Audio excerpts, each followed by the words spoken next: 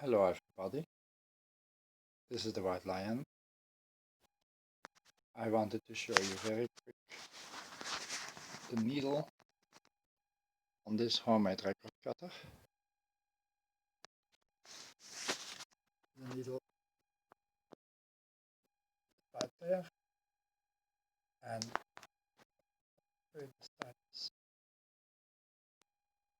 and but it's made at the sides are 90 degrees and the back of it is 45, and this is a carbon tungsten needle, and it is made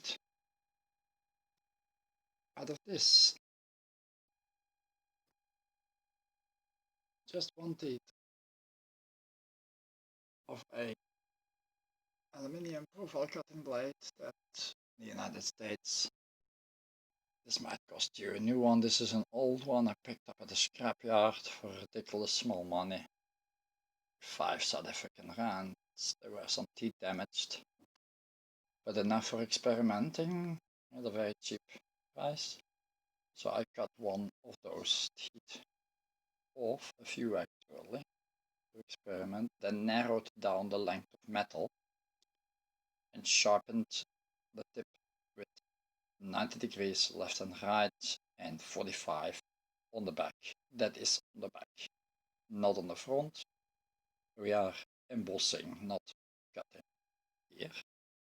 And this just doesn't wear out and slides very nice over the plastic without causing a scraping sound. This is a diffuser of a TV that I cut up that makes a flexi disc. Recorded some radio programs because I used this vintage amplifier. This is modified to drive the cutter head, where I place the exits and going to my phone or whatever source that I'm using. And this is an old Torrance TD125 MK2 that I found with no motor and no arm, as shown in another video of mine.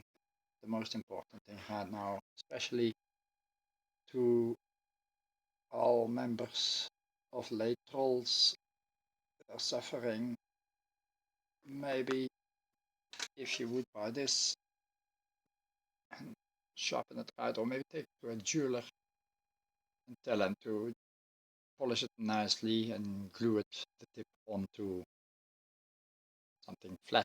I don't know what you want to do. I just simply have cut it longer, narrowed it down, sharpened the tip and mounted it like that in this plastic stylus holder that allows me also to set the angle in degrees for experimentation purposes and all the rest. By the way, another little secret of this machine that I want to share with you is on the cutter head.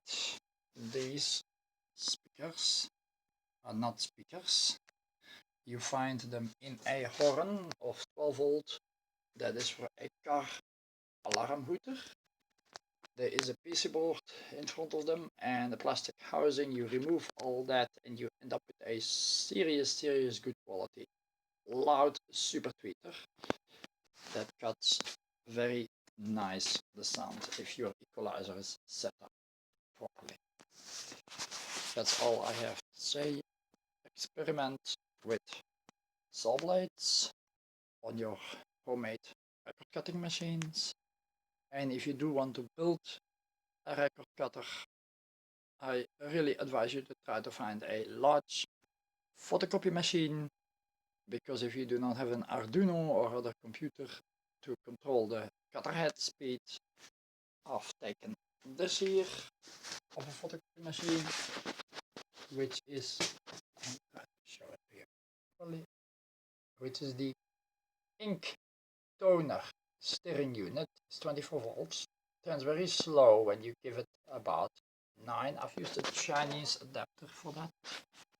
It just has a voltage selector on it. It's not very good visible. It's middle of the night now here.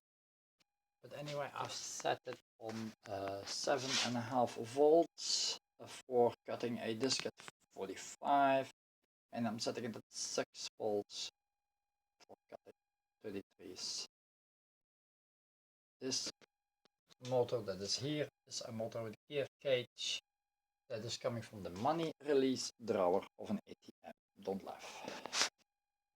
This was the White Lion, and thank you for watching my tutor on the needles of my homemade record cutting lathe.